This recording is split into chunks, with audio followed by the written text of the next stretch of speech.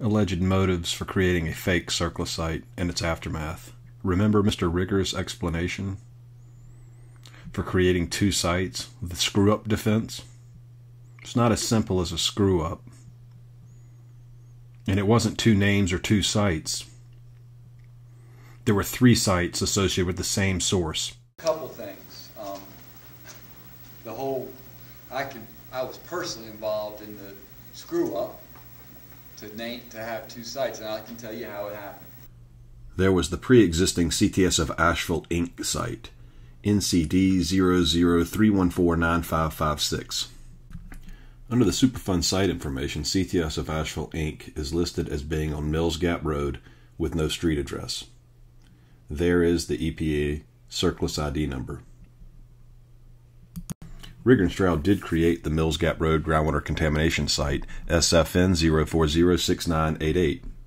They used the alleged fake incident on August 21st, 1999 to generate the Mills Gap Road site, to generate $200,000 in CERCLA funding to respond to the pre-existing disaster coming from the pre-existing site, CTS of Asheville. And they created the Mills Gap Road groundwater contamination site. And they dropped it on the Rice property at 273 Mills Gap Road. That's Dot and Larry Rice's property. SFN 0406988. Then there is the CERCLA site that Rigger failed to mention back in 2010. It was created just before the Mills Gap Road groundwater contamination site, and well after the CTS of Asheville Inc. site. Its CERCLIS ID is 3 numbers before the Mills Gap site. It's CTS-Asheville. Its ID number, SFN 0406985. That's 3 numbers before the Mills Gap site. And what does EPA Region 4 say about this apparent conundrum? Let's start with the original CTS of Asheville Inc. site. This is EPA's official response to the CTS of Asheville site and its handling. The response is from March 2012, and I believe you will see the inherent problems with this official response. This site was created in CERCLIS in 1980. The CERCLIS term for this site creation is site discovery. It's part of the RCRA paperwork. The site was originally NIFRAP'd, no further remedial action planned, on February 25, 1991. That decision was based on a February 22nd Phase 2 screening inspection report prepared by NUS. The site was also archived on that date. As a result of the 1999 emergency response, parentheses, tracked in CERCLIS under the Mills Gap Road groundwater contamination site name, the February 22, 1991 NIFRAP decision was reversed, and other site assessments followed. The expanded site inspection 2001, which resulted in a NIFRAP decision, and the site reassessment in 2006, which also resulted in a NIFRAP decision. The site was unarchived on April 29, 2010 during the reevaluation of the site for the NPL. All historic information, including files, actions, and financial data from the Mills Gap Road groundwater contamination site, SFN 0406988, have been combined into this file. The CTS of Asheville Inc. site was proposed for the NPL on March 10, 2011, and finalized on the NPL March 15, 2012. Now a little closer look. If the site was archived in 1991 and remained archived up to the August 1999 emergency response when no further remedial action plan status was reversed, why then was the Mills Gap Road groundwater contamination site created at all? This is an incredible contradiction and indictment, is it not? Revisionist history won't change the facts. The emergency response was prompted by NC Diener's August 16, 1999 request for a removal investigation on an emergency basis, and the contamination was linked to the CTS of Asheville Inc. CERCLA site, and the incident was first reported on July 8, 1999. Why would EPA reverse its NIFRAP for the CTS of Asheville Inc. site and go forward with creating a new CERCLA site and place it on the Rice property? Who were the victims of CTS of Asheville's contamination? It's only a screw-up if you get caught. How can the Mills Gap Road groundwater contamination site be maintained for more than 12 years as a screw-up when you consider just the following examples from EPA Region 4's official response? If EPA followed the NIFRAP reversal for the CTS of Asheville Inc. site with an expanded site inspection in 2001, conducted for EPA by NC Diener's Harry Zinn, and Harry Zinn commingled data from EPA Region 4's START investigation that took place under the Mills Gap Road groundwater contamination site in November 1999, which was overseen by Don Rigger, then how is it that Mr. Rigger can call this a screw-up? They are maintaining 2 CERCLIS sites for the same source of contamination. This does not compute. Next, how can EPA Region 4 be conducting another site reassessment in 2006 for the CTS of Asheville Inc. CERCLIS site, 2 years after signing the administrative order on consent for the Mills Gap Road groundwater contamination site, which is for the same source of contamination, and 4 years after the Emergency Action Memorandum for Enforcement was written for the same source of contaminant under the CTS plant building and under the Mills Gap Road groundwater contamination site? The 2002 Emergency Action Memorandum for Enforcement was for the 57-acre CTS property, yet it was written under the Mills Gap Road groundwater contamination site, which was the Rice property. The contaminant had been discovered and documented under the 1999 START 1 investigation, the 2000 REACT No. 1 investigation, the 2001 REACT No. 2 investigation, which had contaminated soil at boring hole No. 3 registering at 830,000 parts per billion for TCE among a plethora of toxins, and all that work was done under the counterfeit Mills Gap Road groundwater contamination site. How is the contaminant being documented all along emanating from under the CTS building being attributed to the Rice Properties Mills Gap Road groundwater contamination site, which is down gradient of the CTS of Asheville Inc. site? The Emergency Action Memorandum for Enforcement was time-critical and enforcement-led, and EPA did virtually nothing and has done nothing ever since. Does the screw-up include contaminant that flows upstream and migrates up gradient? This looks bad because it is bad. The 2004 Administrative Order on Consent was signed between the USEPA and CTS Corp, the responsible party, and it was under the Mills Gap Road groundwater contamination site, with the address of 273 Mills Gap Road, when it should have been under the CTS of Asheville Inc. site, with the address of 235 Mills Gap Road. Don Rigger wrote the draft. He changed the size of the CERCLIS site from 57 acres to 9, which conveniently fits the chain link fence surrounding the CTS building area. Yet he wrote it for his screw-up site, located next door on the Rice property. Rigger and EPA Region 4 also waived all fees associated with the toxic disaster from May 13, 2003 backward, including the $108,414.84 cost for hooking the Rices and Robinsons up to city water. Why would he do that? Isn't that grounds for a case to be made for misappropriating public funds?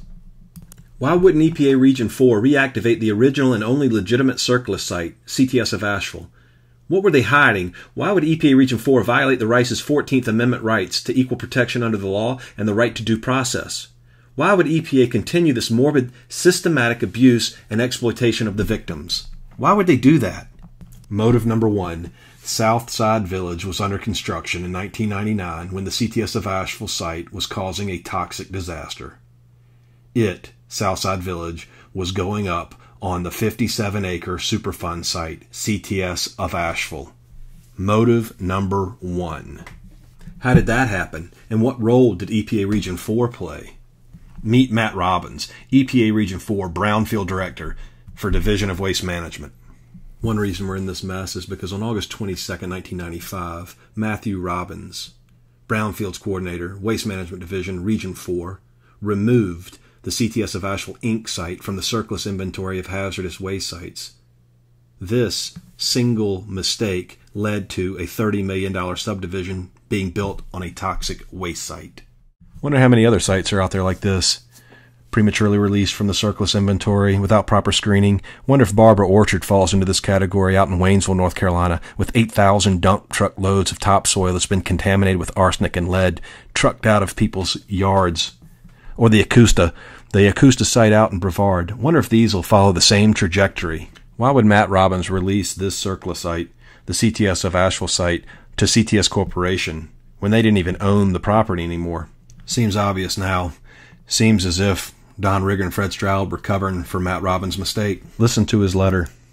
EPA has identified the Brownfields Initiative as one of the agency's top priorities. The term brownfield refers to previously used properties that may lie vacant because of potential contamination makes them unmarketable to the private sector. EPA has recently announced a comprehensive brownfield strategy, including pilot grants to municipalities to stimulate economic revitalization. One part of the strategy has been for EPA to review its complete inventory of Superfund sites. These sites have been screened and determined to require no remedial action under the federal Superfund program based on information available as well as on conditions and policies that currently exist. This is to notify you, CTS, that EPA has removed your facility from EPA's computer inventory known as CERCLIS. This does not indicate that the state has made a similar determination. If you have any questions, please call me. Yeah, that was Matt Robbins, releasing a site that hadn't been properly screened. Yeah, Robbins was right. The state hadn't reached a similar conclusion. In fact, they reached the opposite conclusion on April 21st, 1995. They said that the site would remain in the state's Superfund priority inventory because it still posed a threat to human health and the environment. And the number one reason cited was what was found at CASDO2. The levels at CASDO2 exceed those that are believed to pose a health risk. And that was taken from the Rice property on June 26, 1990 at 9:30 in the morning when EPA trespassed on the Rice property, which would take us to motive number 2, and we will come back to that. Nevertheless, the state toxicologist blocked the bid for this site to come out of the state Superfund priority list. The state was using EPA's 1990 SSI FIT Phase 2 investigation to base this decision on, and the contaminants were found to be pervasive throughout the CTS site, all 57 acres, and migrating into the Rice property, all documented and ignored by EPA Region 4. A nefarious NIFRAP was given in 1991, and that started a chain reaction. Matt Robbins follows up in 1995 on August 22nd with the release of the CTS Asheville site from the CERCLIS inventory. This was going to be a brownfield development from the very beginning. Matt Robbins released it without properly screening it. It was heading into the brownfield development program.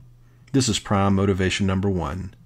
And Don Rigger and Fred Stroud allegedly are the first to begin covering for it. This was a disaster that did not need to happen. This is a disaster that led to a $30 million development being built on a toxic waste site where contaminant had been confirmed in 1990 to be pervasive across 57 acres, where houses are now built, where contamination continues to interface with the groundwater, and where contaminant had migrated onto the Rice property. It was documented in 1990 and confirmed again in 1999, and their drinking water springs were contaminated with 7,000 times the state limit for TCE at 21,000 parts per billion. And Don Rigger's excuse is a screw-up. And EPA Region 4 has made that screw-up their official position. EPA Region 4 said that the Mills Gap Road groundwater contamination site came off a water procurement form, and that's simply not the way a CERCLIS site is created, is it, Region 4? They manufactured a fake incident on August 21, 1999, to run through the United States Coast Guard National Response Center on August 23, 1999, to generate $200,000 in emergency CERCLA funding to respond to a pre-existing CERCLIS site known as CTS of Asheville and the toxic disaster that was emanating from it. And that is the reality, and you can't revise that reality. EPA was notified on August 16th of the disaster coming from CTS of Asheville, and the state of North Carolina was notified by Bob Taylor on July 8th, 1999, that a toxic disaster was underway. The only thing that tops the disaster coming from CTS of Asheville is the disastrous response by EPA, who are entrusted with ensuring the public safety, public health, and the environment. That is their top priority. That is their mission. And these agents have violated it to the core. Please look at Part 4-B.